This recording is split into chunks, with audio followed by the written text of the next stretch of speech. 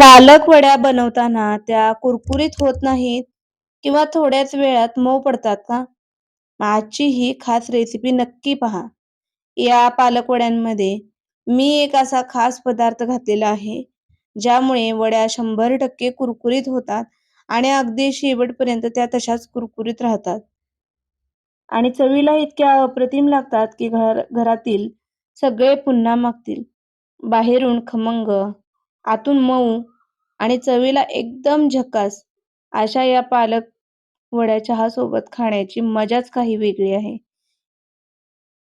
यासोबत मी काही सोप्या टिप्सही सांगणार आहे, ज्यामुळे तुमच्या वड्या कधीच बिघडणार नाहीत. म्हणून हा व्हिडिओ शेवटपर्यंत नक्की पहा. चला तर मग सुरुवात करूया एकदम कुरकुरीत आणि स्वादिष्ट पालक वड्या बनवण्यासाठी.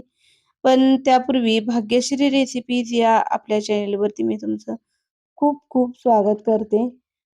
पालक वडी बनवण्यासाठी एक जुडी पालक स्वच्छ निवडून तो धुवून घ्यायचा. त्यातलं सगळं पाणी अगदी व्यवस्थित नितळवून घ्यायचं आणि मगच छान असा बारीक पालक इथे चिरून घ्यायचा आहे. पालक मी इथे निवडून स्वच्छ धुवून चिरून घेतलेला आहे आणि यामध्ये आता अर्धा चमचा धने पावडर, अर्धा चमचा जिरे पावडर, पाव चमचा गरम मसाला, 1 चमचा लाल मिरची पावडर आणि 2 चमचा आलं लसूण मिरचीची पेस्ट यामध्ये मी घातलेली आहे. तिखट जे आहे ते तुमच्या आवडीप्रमाणे तुम्ही कमी जास्त करू शकता. पण थोड्याशा वड्या तिखट असतील तर त्या चवीला अप्रतिम लागतात. यासाठी यामध्ये मी 2 चमचे एवढी मिरची आलं लसूणची पेस्ट घातलेली आहे. त्यानंतर 2 चमचे इथे तीळ देखील मी घालते आणि मगाशी मी सांगितल्याप्रमाणे आपल्या वड्या छान अगदी शेवटपर्यंत कुरकुरीत राहाव्या, त्याबरोबर जास्त तेलकट होऊ नयेत म्हणून हा एक जो सिक्रेट पदार्थ मी सांगितलेला होता, तो म्हणजे कॉर्नफ्लॉवरचं पीठ आहे. तर 2 चमचे यामध्ये कॉर्नफ्लॉवरचं पीठ घालायचं. एक जुडी पालक मी यामध्ये वापरलेला आहे. तुम्ही कमी वापरणार असाल तर 1 चमचा सुद्धा पुरेसं होतं. त्यानंतर यामध्ये आपण ओवा घातलेला आहे. ओवा जरूर घाला कारण ओव्यामुळे टेस्ट तर वाढतेच, पण पचनाला या वड्या बऱ्याच वेळेला जड होतात तळलेले कोणतेही पदार्थ, तर ते पचनासाठी आपला ओवा हा खूप फायदेशीर असतो. तर ओवा हातावरती चोळून मी अर्धा चमचा यामध्ये घातलेला आहे. सुरुवातीला 4 चमचे एवढं मी बेसन पीठ यामध्ये घालून घेते आणि चवीपुरतं मीठ घालून घ्यायचं आहे. 2 चिमूट एवढी यामध्ये मी सोडा घातलेला आहे. त्यानंतर पाव चमचा हळद देखील यामध्ये मी घालून घेते आणि आपला पोहे खायचा जो चमचा असतो त्या चमच्याच्या साहाय्याने 2 चमचे एवढं मी तेल यामध्ये घालून घेते. वड्या मळत असताना खूप जास्त वड्याचं पीठ घट्ट होणार नाही याची काळजी घ्यायची. कारण वड्यांचं पीठ जर खूप जास्त घट्ट झालं तर वड्या कोरड्या होतात आणि आतून तळल्यानंतर मऊ लागत नाहीत. तर वड्यांचं पीठ मळत असताना काळजी घ्या. वड्याचं पीठ जास्त आपल्याला घट्ट मळायचं नाहीये. यामध्ये मी पुन्हा 4 चमचे एवढं बेसनचं पीठ ॲड केलेलं आहे आणि वाटीच्या या साहाय्याने म्हणाल तर एवढी 1 वाटी मी आतापर्यंत यामध्ये बेसन पीठ घातलेलं आहे. जर गरज वाटली तर आणखी बेसन पीठ यामध्ये आपण ॲड करणार आहोत. पीठ मळून घेत असताना यामध्ये थोडंसं पाणी साधारण 3 ते 4 चमचे होईल एवढंच पाणी मी घातलेलं आहे. जर तुम्ही वड्यांचं पीठ मळण्यापूर्वी पालक हा मिक्सरवरती वाटून घेणार असाल, तर तुम्ही मिक्सरवरती सुद्धा वाटून घेऊ शकता. चिरण्याऐवजी मिक्सरवरती वाटून घेतलेली पालक सुद्धा तुम्ही यामध्ये वापरू शकता. त्यामुळे पिठाचं प्रमाण थोडं कमी जास्त देखील होतं. तर जर तुम्ही मिक्सरवरती पालक वाटून घेऊन बनवणार असाल, तर पीठ सुद्धा या पद्धतीने लागेल तसंच घाला. त्यानंतर पुन्हा अर्धी वाटी बेसनचं पीठ यामध्ये ॲड केलेलं आहे आणि तुम्ही बघू शकता अगदी जास्त घट्ट असा गोळा मी केलेला नाही आणि जास्त पातळही नाही. कारण पातळ जरी आपला हा गोळा तयार झाला तर त्याचे व्यवस्थित रोल बनत नाहीत आणि वाफवल्यानंतर त्या वड्या चिकट होतात.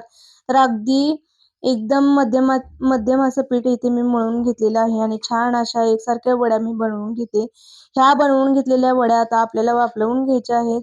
तर वड्या वाफवण्यासाठी इथे चाळणीमध्ये मी तेल लावून घेते. तेल लावणं खूप गरजेचं आहे कारण ज्यावेळेला आपण वड्या वाफलवून झाल्यानंतर बाजूला काढतो, त्यावेळेला त्या चाळणीला चिकटून राहू नयेत यासाठी अगोदरच आपण या पद्धतीने तेल लावून घेतलं तर त्या वापरल्यानंतर खूप छान अशा चाळणीतून वेगळ्या व्हायला मदत होते. तर सगळ्या बनवलेल्या वड्या या पद्धतीने मी चाळणीमध्ये घालून घेते आणि या आपल्याला गरम पाण्यावरती आता पाणी उकळायला ठेवलेलं आहे. त्या पाण्याच्या भांड्यावरती आपण या वड्यांची चाळण जी आहे ती ठेवणार आहोत.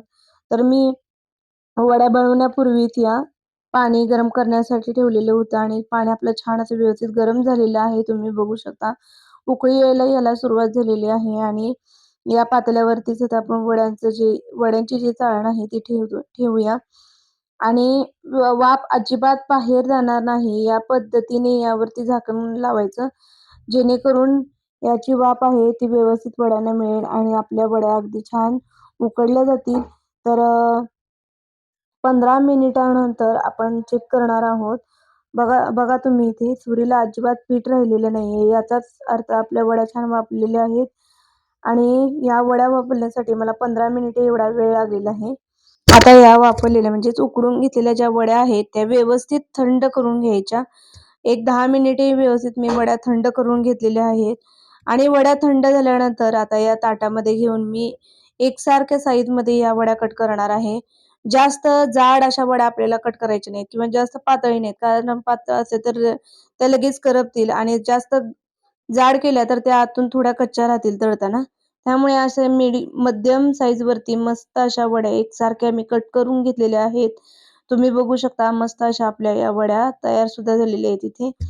तर या वड्या आता आपण तळण्यासाठी घेऊया. तर इथे मी कढईमध्ये अगोदरच तेल गरम करून घेतलेलं होतं. तर मध्यम आचेवरती तेल आपण गरम करून घ्यायचं आहे. कारण जर जास्त तेल थंड असेल तर त्या वड्या जास्त तेल पितात आणि जड होतात, तेलकटही जास्त होतात. त्यामुळे तेलाची आच ही मध्यमच असली पाहिजे आणि मध्यम आचेवरती छान अशा दोन्ही बाजूनी कुरकुरीत होईपर्यंत या वड्या मी तळून घेतलेल्या आहेत. याचा रंग देखील हलकासा चेंज झालेला आहे.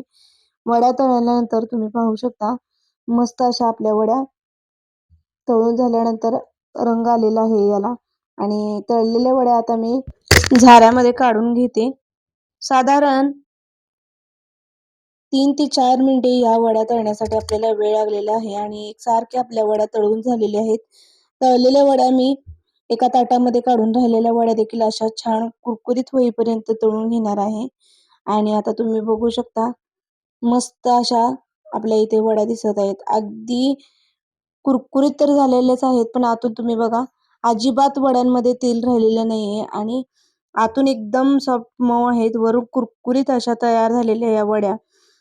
ही पालक वडीची रेसिपी मी सांगितलेल्या टिप्स आणि ट्रिक्स सोबत तुम्ही एकदा नक्की करून पहा आणि जर हा व्हिडिओ तुम्हाला आवडला असेल तर लाईक करायला विसरू नका. त्याचबरोबर जास्तीत जास्त मैत्रिणींमध्ये आपले हे व्हिडिओ शेअर करा.